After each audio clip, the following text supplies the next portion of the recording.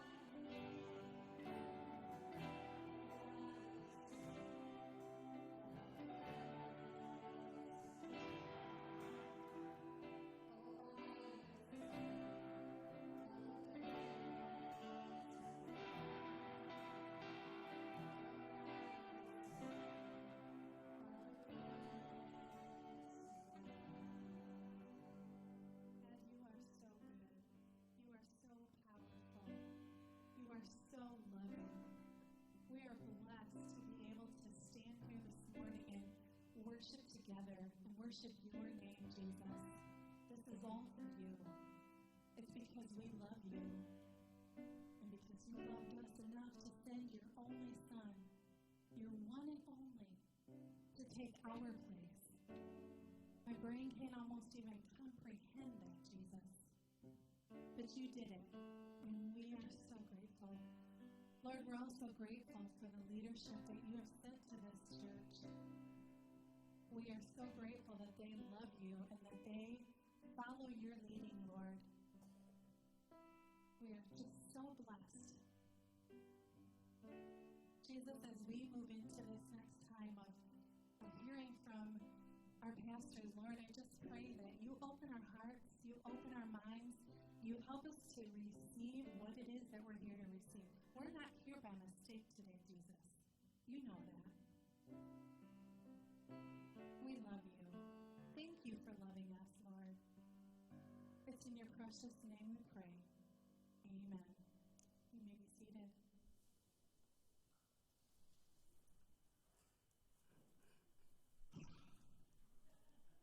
Hello, Inspire. How are you? It's so good. It's so good to be here. For those of you who are new or have been in here in a while, myself, Matt Stitt, our executive pastor, and Mike Morgan, our worship pastor, we just got back from being in Nepal and Dubai randomly for the last 11 days. And so we're back. I'm sort of here right now, if you know what I'm saying. I'm here, but I don't know that I'm fully here. As I'm a little tired. It's like 9 p.m. in Kathmandu right now, and I'm ready to go to sleep. So anyway, Mike actually is not here. Matt and I are both here. Mike, the reason why he's not here is at 5 p.m. he boarded the plane to Budapest, Hungary. And so he literally flew across Europe and the Atlantic Ocean to get here for 48 hours to head back to Budapest for 4 days. And so if you want to be praying for him, that's a lot of time changes, and that's kind of brutal. And so anyway, I have notes on my phone because I'm here, but I'm not here, if you know what I'm saying. Can I use my notes for this time? Is that you guys cool with that? Sweet. I would have probably done it without your permission, but it is nice to have your permission, okay? So, hey, I want to go through a couple things, and then I want to talk a little bit about our time in Nepal. First and foremost, if you are new, if you are unconnected, if you've been here for a while, but you want to take a step further, and you don't really know how to do that, here's the deal. We would love to be able to follow up with you. And so what we're going to say, what I'm about to say next, is not intended to get your information so that we can spam you. It is asking for you to share your information so that we can help you take next steps. Like our assumption is that if you're new here and you want to take the next step, or if you're new here and you want to come to the church, we assume that you want to learn about Jesus. Unless you were like forced here, unless you were roped into coming and you didn't know where you were going, we feel like, no, there's a curiosity. And so the way that we do that is by having you fill out a Connect card. And so there is a QR code on the screen here. There's also a QR code on the lobby. You can talk to one of us. And it's simply a way for us to be able to follow up with you. It's as simple as that. And so we want to help people take steps toward following Jesus. And that's kind of the best way that we've found to be able to do it. And there's new people every single service here, every single weekend here, and so we wanted to make sure that you knew about that. This next part, we often say, is not actually for new people, but it's for people who would call Inspire home, and it's related to giving. Here's the deal. I'll say this quickly, but it is important, is that giving is an act of worship. It's an act of worship. If you read all throughout Scripture, like, we don't like talking about money here in America, in the Western church. I'm not a huge fan of it, but I feel like I kind of need to do it. But the reason why I want to do it is because it is an act of worship. My wife and I, we give faithfully here because it is a worshipful act for us. And so I want to make sure to remind us of that it is worship. But I also just want to say thank you for the way that you faithfully give, the way that you sacrificially give. It is remarkable just hearing stories. As we hear stories about people who sacrificially give, I cannot be more grateful as your pastor here, that you would give sacrificially and generously like you do. And so I just wanted to make sure you do that. There are ways to give. You can give it on the screen. So that's all I'll say about money now. Sound good? Cool. All right. Two people are listening after the money conversation. That's awesome. Yeah, I got everybody's attention. I have one more thing that I want to say before we jump into talking about Nepal, and that is that as we've had conversations about how to be a church that's involved with the community, and as we've had conversations about easy ways for people to get in and to serve in mass, like there's serving that you can do where a couple people serve at one time or a couple other people serve at one time, but then there's opportunities where we can get large numbers of people to serve. And so back in earlier this summer, we had a serving opportunity called Parade Wrangling, where for the Baby Food Festival, we needed about 60 people to be parade wranglers, which is to keep the parade route safe, to keep kids from running onto the parade route, and to be able to make sure that if candy is thrown on the parade route, it's not on the road. We can kind of shoo it to the sidewalk and stuff. And as we've had conversations with the Chamber of Commerce here, we've kind of agreed that that's a really good way for us to be able to serve in mass so they don't have to find 60 people. I remember saying to them when we first met to talk about this, I'm like, oh, you need 60 people? We need 60 people easily. Like, that's easy. And so what we want, and I saw someone take a picture of this already up on the screen, but if you take a picture of that QR code, you'll be able to sign up to be a parade wrangler. Now, a couple things I want to say about this is this. You get a free shirt. If you want a free shirt, you get a free t-shirt. If you're in desperate need of a t-shirt, it's cheaper than Goodwill. I'm just letting you know that, all right? And it's brand new, okay? It's not even used. And so you can get a free t-shirt. It says Parade Wrangler on the back. It says Inspire Church. It's a great way for us to be able to have exposure with the community and for the community to see we care about the community. The other thing I wanted to say is we do need about 60 people to sign up to be a part of this. Last time for the Baby Food Festival, we had a little bit of a cultural thing happen. And the cultural thing is this, is that you get a handful of people who are planners right off the bat to sign up, and then in between that first day to sign up and the last few days, nobody signs up until you procrastinate and you sign up at the last second. And the problem with that is that we don't have an opportunity to be able to get enough shirts with your correct t-shirt size. And so here's what I'm asking, is if you could try to look sooner than later to make sure your calendar would work, and if you know that you're actually going to be able to do this, could you sign up sooner than later, please? Because it puts us in a really difficult spot to try to get that many people connected to the serving opportunity. And here's the deal, we'll unashamedly say this, if you don't sign up or you signed up late but then you show up, you're wearing 4XL for a t-shirt, okay? Or you'll wear extra small, all right? And ain't nobody want to see me in an extra small t-shirt. So my wife doesn't want to see me in that for sure. Anyway, that was way too much information for you to take in all at once. So anyway. And it's fun. Serving is fun. Wait, I was like, not seeing me in an extra small t-shirt, that is not fun. Yeah, we need to move on from this t-shirt conversation quickly because I will just keep going. So anyway, all right. So that's that. Can I talk a little bit about Nepal?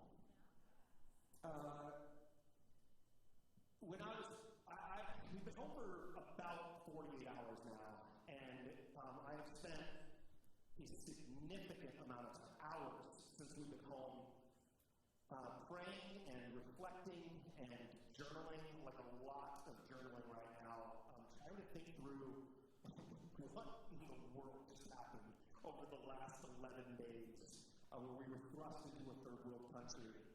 And for those of you who have done this before, or you've traveled internationally to a place like Nepal, you'll know that it is extremely difficult to try to sum up a full experience like we experienced in just a few minutes here. And so I'll share for just a couple minutes. What I want you to know is that I think it's September 3rd in the evening, our staff and families and our board and families are going to be invited to, or maybe are already invited, to like a full couple-hour debrief.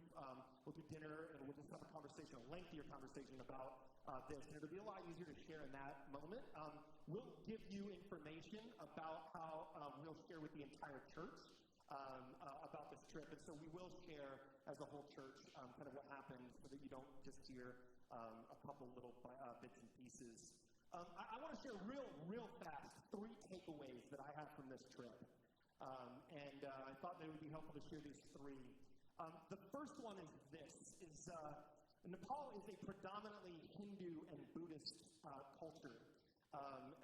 Very, very few Jewish, Christian, or Muslim religion there. It is almost predominantly Hindu and Buddhist. And when you walk around the streets of Nepal, and particularly where we were, which felt like a more Hindu neighborhood than a Buddhist neighborhood, depending on where you are in Nepal or in Kathmandu, there are idols and Hindu gods literally everywhere. And you might not even notice it at first, but you talk to the people who are there, some of the workers that we were working with, and they would say, no, it's on every corner. And when we say every corner, we don't mean on every street corner. We mean literally on every corner. It was on every corner of a home. It was on like all of the corners of door frames. And they said, if you hear about this, you'll start seeing it. And so we started seeing it. In Hindu culture, there are 33 main gods that are worshipped. But what they actually would say is that there's a debate as to whether or not there are 330,000 Hindu gods. And some people would say, like our leader, Obed, who we were with, would be in the camp where they say there are 33 million gods. And so one of the takeaways that I have, that I felt almost immediately when we got there, is this sense that I am more resolute than ever before, that Jesus is the one way to heaven. He is the one way to salvation. That it is through Jesus and Jesus alone, that we experience salvation. I always joke, I'm very pro-Jesus, okay? I've always been very pro-Jesus. I'm even more resolute about Jesus and Jesus alone. When you talk to people,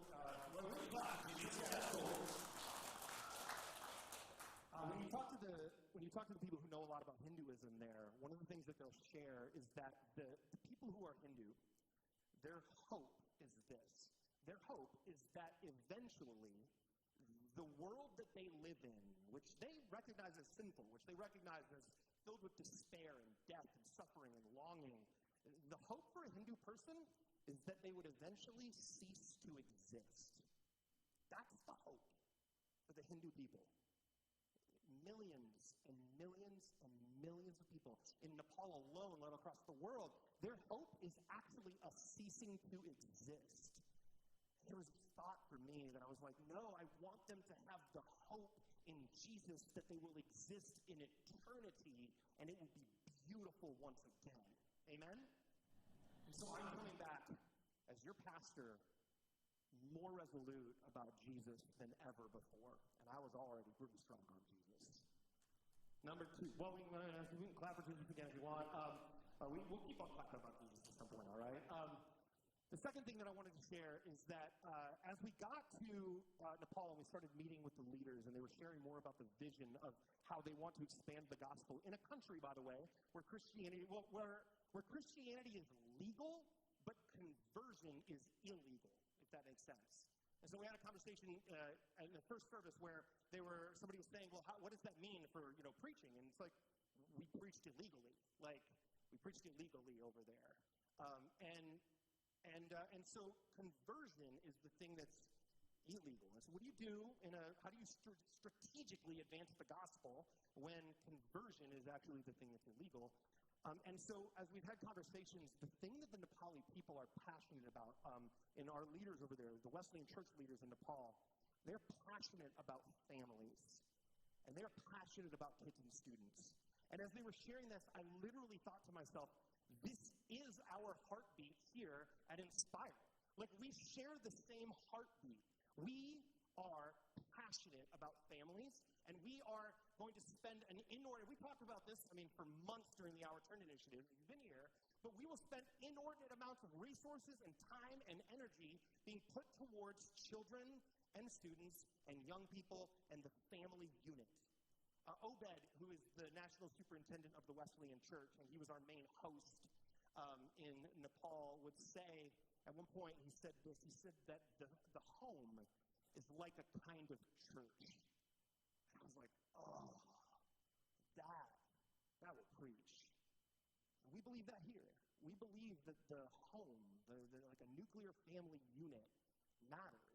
And so I was extremely encouraged coming back from a place that we felt called to go to, that we are aligned fundamentally in sharing and expanding and expressing the gospel the same.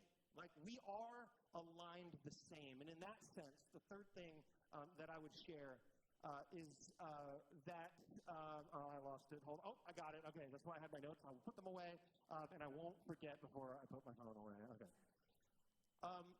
It became abundantly clear while we were there that the partnership that God has called us to is a divine partnership. I don't know how else to express that, but at one point, the three of us were debriefing and just saying, this clearly is the divine partnership that God seems to have put together. And that's a very difficult thing to explain. It's a very difficult thing to describe, because some of you might be like, well, how do you know? And I don't know that you know it and you can explain it verbally, but you sense it deep in your soul. And we believe that God dwells within our soul. And so we were sharing the same heartbeat, the Nepali leaders and us, as we were there. And we sensed it strongly. The Nepali leaders and the Nepali people felt it strongly. We had opportunities as Westerners to be invited into things that the Nepali people had never invited Westerners to be a part of. We got to go to churches and villages where, with the exception of a couple missionaries who are Western missionaries or workers over there, we were the only Westerners who have ever been trusted to be brought into some of these places. And I would say the only reason why that's the case is because God has divinely and uniquely brought this partnership together. And so we cannot wait to be able to do more. And in that sense, I want to share something with you that is not set in stone yet. Picture this written with pencil that could get erased and shifted rather than writing in pen or in permanent marker here. My hope whenever I share things at the church is that I always under-promise and over-deliver. I'm worried here what I'm about to say is going to be a little bit of over-promising and under-delivering, just in case things change. We're waiting on confirmation from the Nepali leaders for these specific dates. But one of the things that I had told you was that we want to come back with 1 or 2 dates for our next trips, because we want y'all to come and experience this as well. And so if you feel called to this, if you feel led to this, maybe jot these down, and if they do change, we'll let you know. But our plan right now is that we have 3 trips that we are trying to strategically plan at certain times of the year. The first one would be June of 2025. There's a bit of a gap between now and June of 2025. It's the biggest gap between these 3 trips. Here's why. One of them is because if there are teachers or people who are in the school system or the educational system, you can't get there during the school year. And so we feel like having a trip in June allows for educators to be able to come, and educators is what they need a lot of. Biblical education, but just literacy education, that kind of stuff. And so it allows the opportunity to do that. It also allows you the opportunity, if you're working, to get time off, which we know you can't just get time off oftentimes, right? And so it leaves you a little bit of a gap to be able to do that, and it also leaves enough time for people on that first trip to be able to fundraise, to be able to raise the support and raise the money that you want to be able to or need to be able to raise. And so June 2025 is the first trip. October 2025 would be the second trip, and then February 2026 would be the third trip that we're looking at taking. And so if that's something that you feel passionate about, you feel interested in, like, hey, I think I want to do this. I think that God might be calling me to this. I'll start praying over those dates. Start praying over what this could look like. We will give more information about the types of trips that we'll do, because each of these will be different types of trips. But one of the things that what was neat as we were processing was, we thought to ourselves, like, we could see this person or these people going on this trip, or we could see this group of people going on this type of a trip. And so depending on whether it's a medical type of trip or whether it's more biblical training or whether it's kids ministry related or whatever, we started getting really passionate about saying we know that certain people could go on certain types of trips. And so I wanted to make sure that you knew that. We'll give you more information as we know more. Are you still tracking with me? Cool, because I'm not sure I'm tracking with me. No, I would love to be able to show you a video here. And so we put together it's about a 5-minute video, 5.5 minutes or so. And here's what's unique about the video is, as Mike, our worship leader, he does video for the organization that he works full-time for, he sent us the video and he said, hey, I put this video together and I chose not to put any music in or anything. I just wanted the ambient noise of the country to be the video. And so it's a bunch of very short clips that are just like smashed together.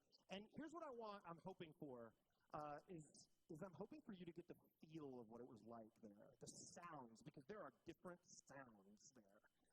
But a more sensory experience, we're hoping that you would capture that, because when I saw this for the first time, it like immediately put me back into the country. And so I would love to show this 5-ish minute video, and then Sadie is going to come and she's going to bring the word this morning. So let's watch this video.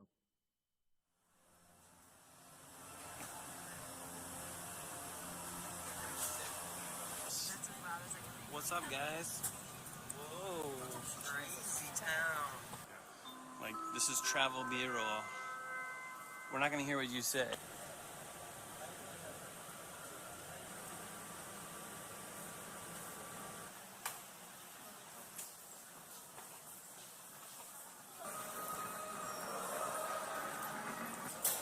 Oh, here he is.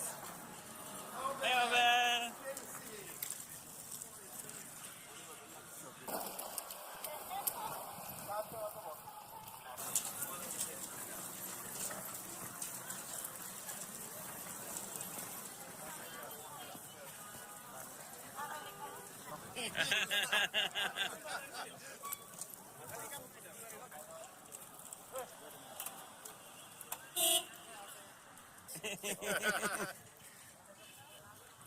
Seat. I didn't think about it because I don't need any leg room. I like small spaces. You know what I mean? It's not tight back here at all. Anyway, did you text to your family and the church take you in different locations and you will see whole Kathmandu.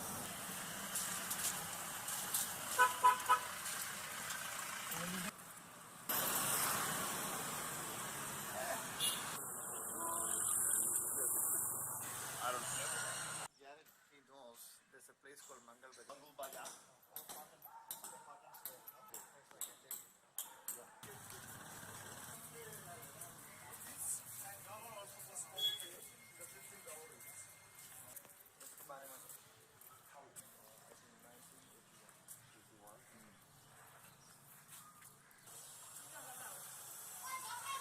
Say with them is, without clothes, you are saying Hari.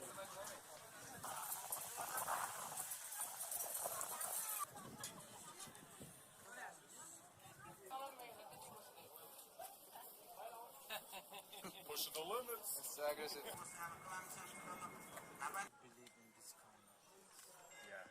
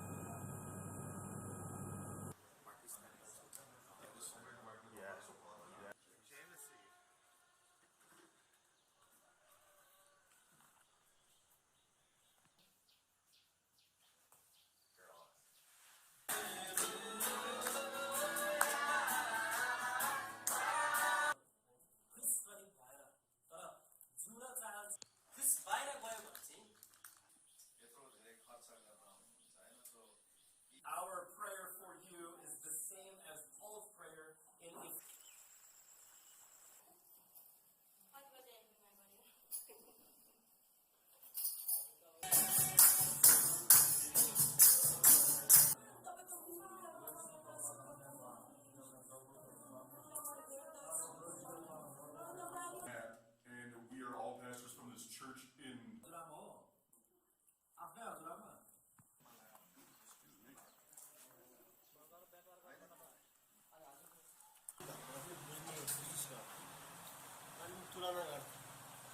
locked?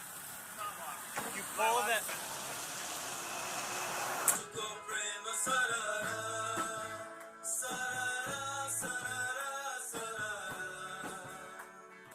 We're excited. I am very excited.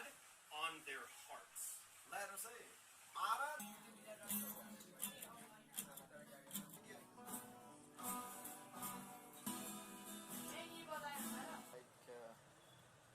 We have,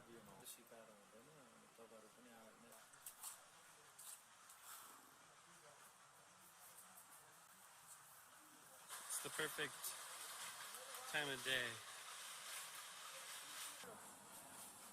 Take care. Bye. See you in a few.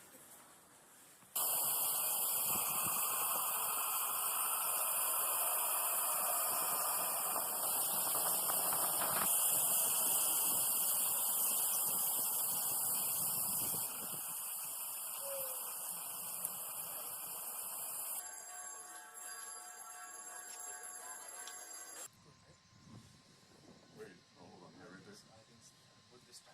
Oh, is it really? Oh. And they kind of look like a deer.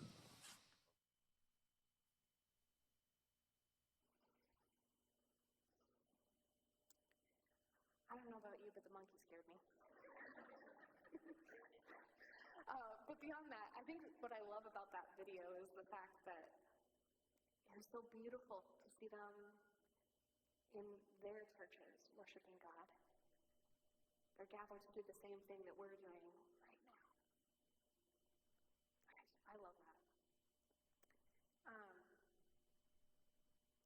Sorry, mentally transitioning my own brain. Okay, here we go. So we're going to move on to the Bible. Is that okay with you? Okay, awesome. We have been in this series called Aha Moments, and I know that many of you haven't gotten the chance to get to know me yet because I'm kind of new, and so one thing you need to know about me is, first off, I am selectively stubborn. We'll call it that. But also, I have this tendency to need to learn things the hard way, which is deeply unfortunate. But it is what it is. So the aha moment for today is really about a moment where I looked at something and I thought, that's weird. And then I went on this whole discovery process of learning it the hard way of what it really meant. But, one thing that's really interesting about this passage is that we're going to hear about like two different people in this passage, and one of them is the problem, and one of them is not. And so I have a question for you. Have you ever had a moment in which you realized you were the problem? I mean, I've probably had more of those than I would like to share, but I'm going to share one of them with you today. So bear with me. It's not something I reflect on with joy, but I laugh because otherwise I'll just be filled with shame. So this is a moment a couple of years ago where, actually probably maybe about a decade now, but nope, not yet.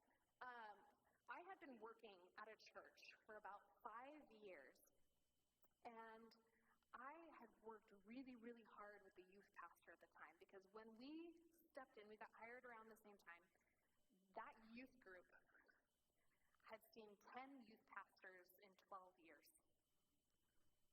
They were hurting. It was a deeply unhealthy program that we walked into.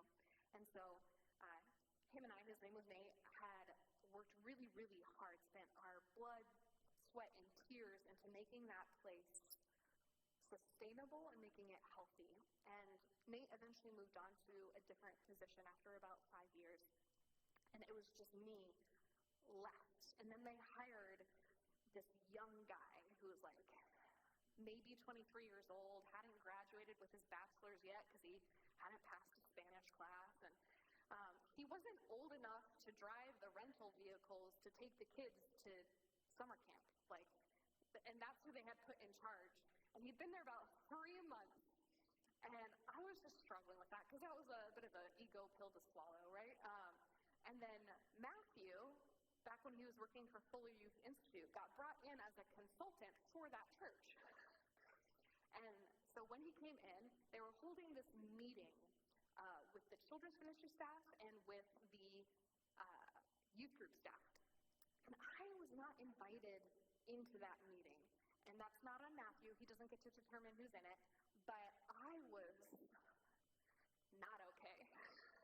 I was frustrated. I would say livid, really, at the prospect that if they're making decisions in that meeting about making the program healthier and how it's going to move forward, they needed to have someone in the room who had known where the youth program had been so that they could help determine where the youth program should go, right? Like, it makes sense. And so I was frustrated with my leadership team at the time. So I was like, why is this 23-year-old kid who, has been here 3 months, doesn't even have a bachelor's degree yet, why is he being invited into that meeting? And I'm not. And so I did what every full-grown human does, clearly. I threw a tantrum. It was not great. It was not a shining moment for me. I was so frustrated that I cried. And I know you don't know me that well yet, but I am not a crier. Like, I'll cry in movies and for books and TV, but I do not cry in real life. Like, if I'm crying, something is really, really wrong. But I was so mad. I was crying. That's how bad the situation was. And I got my way. I did get into the room. But in that moment, I thought I was being part of the solution, but I was actually the problem. I thought my love and my deep need to protect, because I am a mama bear, I thought my deep need to protect the students and the leaders that we had cultivated and spent all that time investing into, I thought I was the only one who could love them well. I'm the only one who would protect them from any changes that might hurt all of the progress that we had made. I thought I was part of the solution, but I was part of the problem. And so, as we dig into Scripture today, we're going to be in Luke 7. We're going to see the story, and I want us to kind of look at it through the lens of two different people, or look through the lens of one and learn from another. We'll start with Luke 7, verses 36 through 47. One of the Pharisees asked Jesus to have dinner with him. So Jesus went to his home and sat down to eat. When a certain immoral woman from that city heard he was eating there, she brought a beautiful alabaster jar filled with expensive perfume. Then she knelt behind him at his feet, weeping. Her tears fell on his feet, and she wiped them off with her hair. Then she kept kissing his feet and putting perfume on them. When the Pharisee who had invited him saw this, he said to himself, "If this man were a prophet, he would know what kind of woman is touching him. She's a sinner." Then Jesus answered his thoughts. "Simon," he said to the Pharisee, "I have something to say to you." "Go ahead, teacher," Simon replied. Then Jesus told him this story. A man loaned money to two people, 500 pieces of silver to one and 50 pieces to the other. But neither of them could repay him, so he kindly forgave them both, canceling their debts. "Who do you suppose loved him more after that?" Simon answered, "I suppose the one for whom he canceled the larger debt." "That's right," Jesus said. Then he turned to the woman and said to Simon, "Look at this woman kneeling here. When I entered your home, you didn't offer me water to wash the dust from my feet, but she has washed them with her tears and wiped them with her hair. You didn't greet me with a kiss, but from the moment I first came in, she has not stopped kissing my feet. You neglected the courtesy of olive oil to anoint my head, but she has anointed my feet with rare perfume. I tell you, her sins, and there are many, have been forgiven. So she has shown me much love. But a person who is forgiven little shows only little love." And I remember sitting there reading this and going, oh man, I'm Simon. I'm the Pharisee. was righteously indignant at not being invited into that meeting. I thought, for sure, that there was a certain way to do things and that I knew what that was. But I was lacking in love. And there's this really amazing book called Practicing the Way by John Mark Comer, and I want to read a quote real quick from that. He writes, "Love is the metric of spiritual maturity, not discipline. Discipline is a means to an end, to be with Jesus, become like him, and do what he did. But love is the metric of spiritual maturity." See, Simon, as a Pharisee, was, if there was a picture in the dictionary for what discipline was, he would be there. Like, Pharisees were the people who spent their whole lives perfecting discipline. Discipline in memorizing scripture, discipline in managing their behavior, discipline in staying away from areas of sin.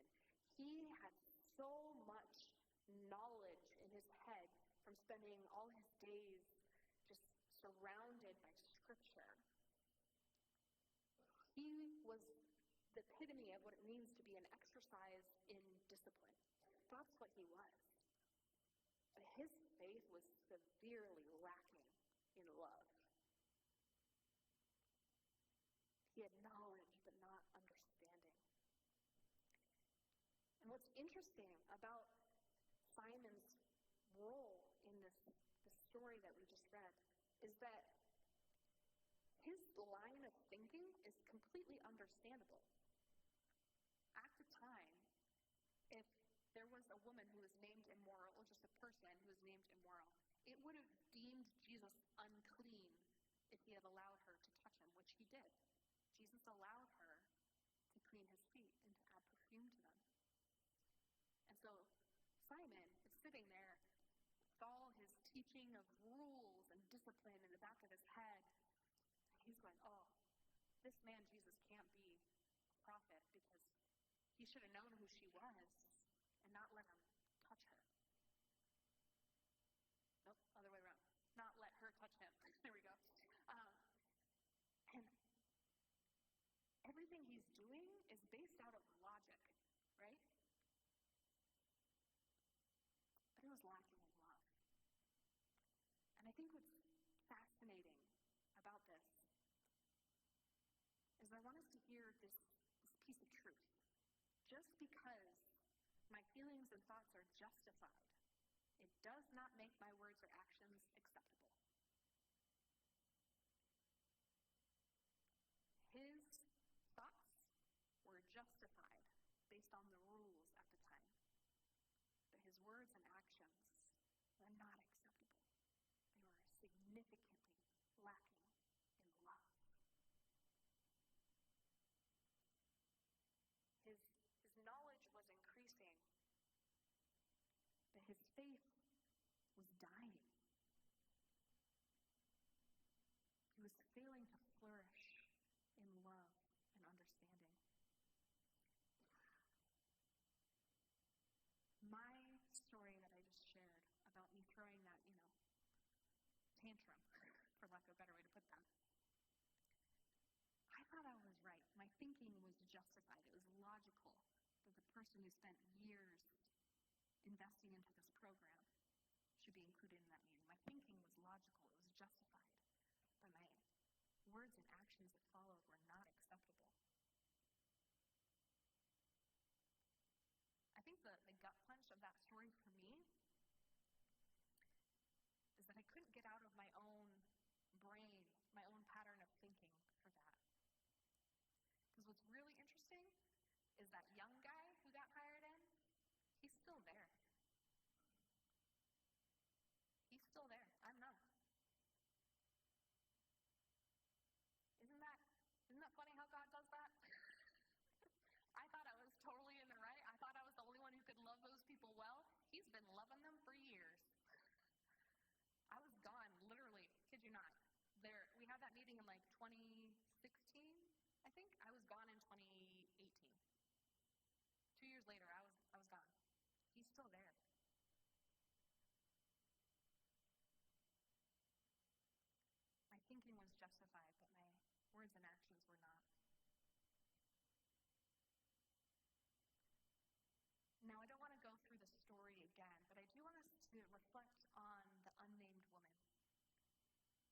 while Simon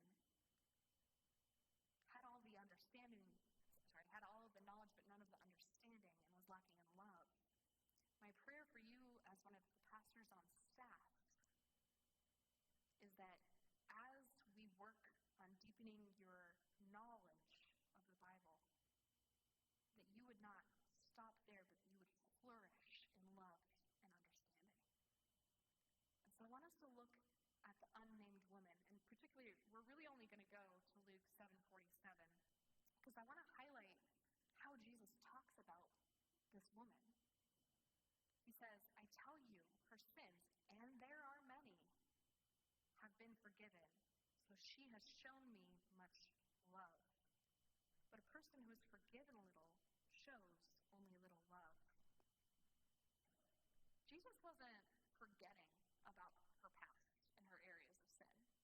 He acknowledged them in a somewhat embarrassing way to say, and there are many. I don't know that I would want that to be written about me in the Bible. I'd be like, yeah, this is Sadie, and her sins were many, have been forgiven. It's not a very flattering note. But what I will say is this. I think it's super fascinating that she's left unnamed, despite the fact that everyone knew who she was. Everyone knew who she was and knew her reputation, but she's left unnamed. And I can't speak for the author, but I think one of the reasons that was done is because it wasn't her name that mattered, but her love. She was forgiven much, so she loved much. And I need you to understand something, folks. She was known, right? I say that she was known. This is like the teenage traumatic bullying movies that you hear of, or like people weren't supposed to touch her, right? Like that's why Simon was judging Jesus, was because Jesus had allowed her to touch him. So this is like one of those movies where like as the person walks down the hallway, people scatter because they don't want to be seen even next to that person because it would ruin their reputation. That's kind of where she was living. That was her existence, was day in and day out, people trying not to be seen even close to her. That was her life. And so I have another quote by John Mark Comer, but I want you to think about where you're at in your life. Where do you sit? If you have a family of origin that's really loving, I hope this challenges you. And if you have a family background that's full of difficulty, I hope it encourages you. John wrote this: no family of origin is healthy enough to transform us into the kind of love we see in Jesus. And no family is dysfunctional enough to keep us from becoming people of love in Jesus. All of us have the potential to grow and mature into people of agape, but to do so, we have to experience the love of God. Agape is the English way of saying the word agapao. It's a type of love that is all-consuming. It is the type of love that has no conditions. It's the type of love that's used in John 3:16, for God so loved the world that he gave his only begotten Son, that whoever believes in him shall not perish, but have eternal life. That love is the same love that's also in Luke 7:47, when it says, her sins, and there are many, have been forgiven, so she has shown me much love. That's that same word. Agapao, or agape,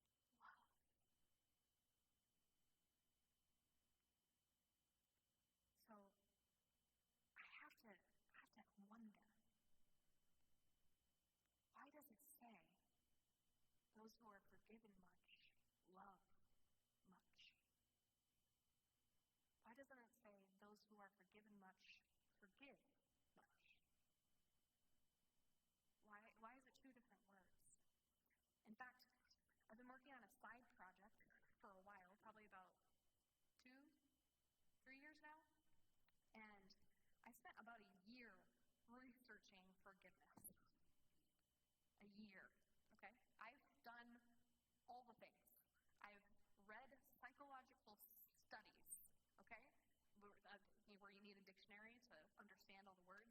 I've done that. I've looked into studies of how people who have had family members murdered, how did they forgive? I've done the psychological research. I've done the theological research, and I've learned one thing. No one agrees. No one agrees. They don't agree on what forgiveness is. They don't agree on a definition. They don't agree on when it happens or when you can say it's happened. They don't agree if it's a process or a moment. They don't agree on theologically, scripturally, when it's required versus encouraged. They don't agree on anything. That's the one thing that I have learned. But what is unique about this aha moment for me is the one thing that I am sure of, the one thing I know is that love and forgiveness are inseparable.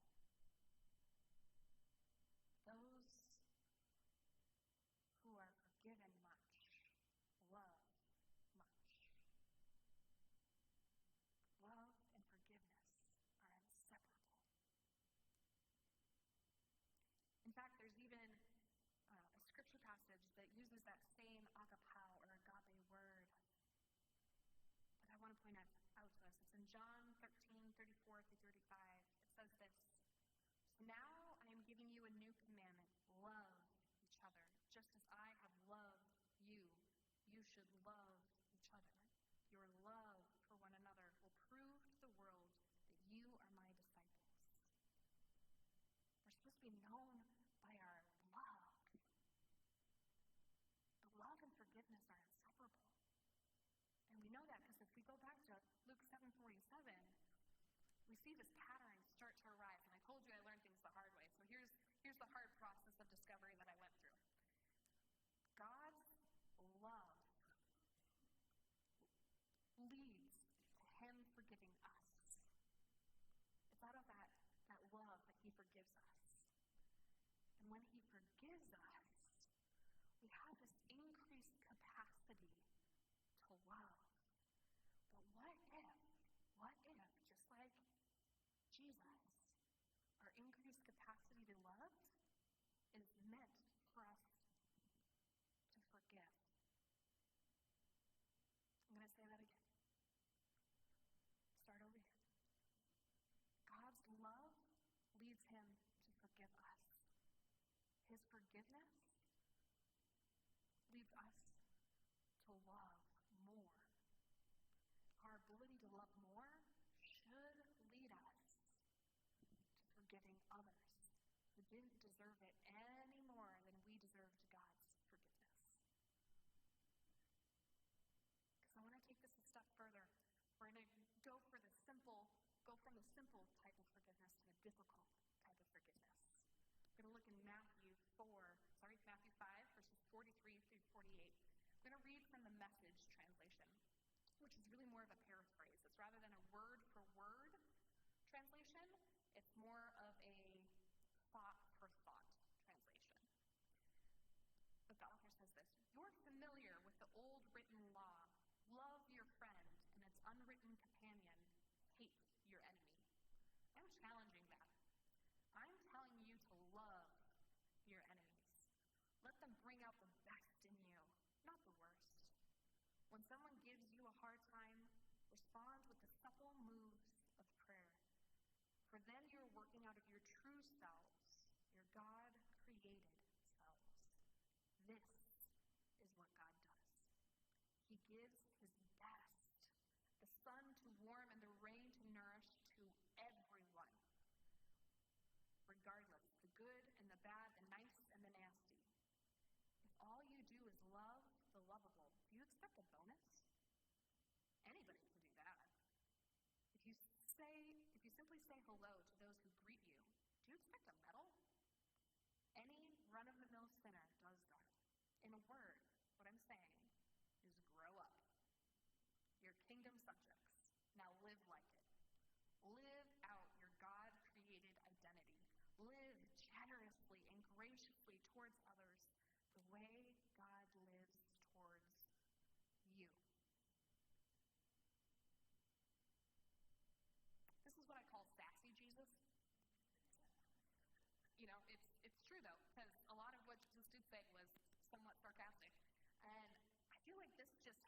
little bit different, right? Grow up. Ouch. I needed to grow up. My thinking was justified, my words and actions were not. I needed to grow up. I needed to see outside of my own perspective. I needed to see from a kingdom perspective. I needed to reframe my posture. Because like I mentioned, I'm not the only one who loved those students and those leaders. I needed to grow up. Do you? Because here's a truth, a hard truth, but a truth nonetheless. Our capacity to forgive should not be dependent on what others have done to us, but how much God has done for us. That was my aha moment. Love and forgiveness are inseparable, and our capacity to forgive is not dependent on what was done to us, but what God has done for us. We forget others not because it's deserved, but because we overflow with the love of God and His creation. Because every person was made in the image of God. And so we don't forgive because it's deserved or earned, but because God loves us and has done much for us.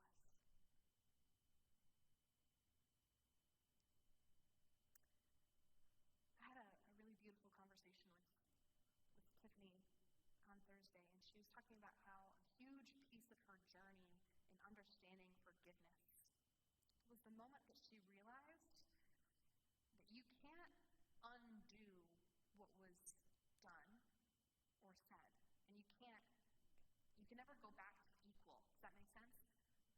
Because you can't have those words be unheard and unabsorbed. You can't go back to what the relationship was like before that. You have to find a new normal. You have to move forward. And that's hard. That's hard to accept. But it's the truth. What was done can't be undone. What was said cannot be unsaid. And that's why forgiveness is not offered because it's deserved or earned, but because it comes from a place of love, because of what God has done for us. We have to have that kingdom mindset, the mindset that takes us outside of our own perspective. I came across this thing on Pinterest a couple years ago, and there's no author or anything like that, but it was a really challenging spot. I want to challenge it with you today. Paul, who was an apostle who wrote many of the letters in the New Testament, was a Jew who, before accepting Jesus as his Lord and Savior, murdered and had murdered a lot of Christians. That's kind of what he was known for. He was Saul the Zealot. He would kill people and have them killed for believing in Jesus, because his faith in the Jewish tradition was strong. But here's the thing. The very nature of the gospel is that when he got to heaven, all of those people that he killed or had killed celebrated. They were excited that he's finally here. I can't imagine that. That's deeply uncomfortable. It makes me itchy. The knowledge that people could celebrate that a murderer was in heaven is hard. It's hard to accept. And it's not just that a murderer was accepted into heaven, but that the people he murdered would be happy to see him. That's hard. That's hard. There's no getting around that. That's not an easy pill to swallow. But that's what we are called to do as Christians. The term Christian actually means little Christ. We're called to to live like Christ. And if God's love leads to his forgiveness, that's what we're called to do as well. We're called to live out love, and from that love, forgive.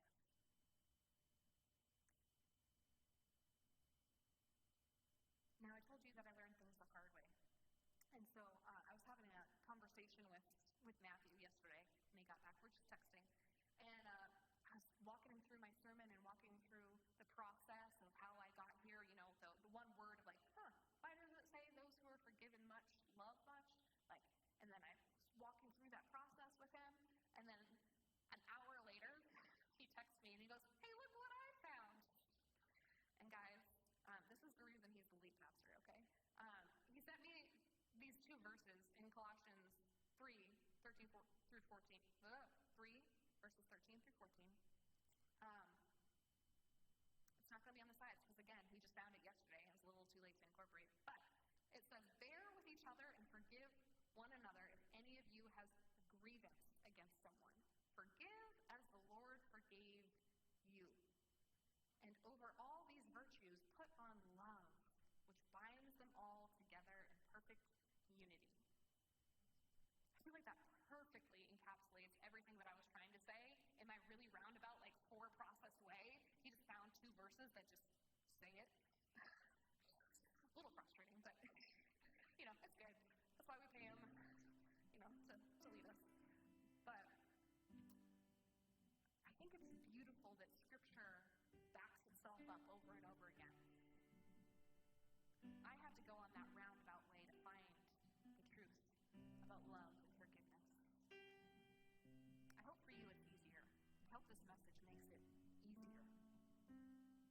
But we're going to end today's service a little differently, and we're going to have communion, and so that should have been on the seats for you. If you need gluten-free, it was on the ends of the aisle, so you might have to trade with someone if you need the gluten-free. But you should have it available for you. And I want you to just hold it for a second. Because if our ability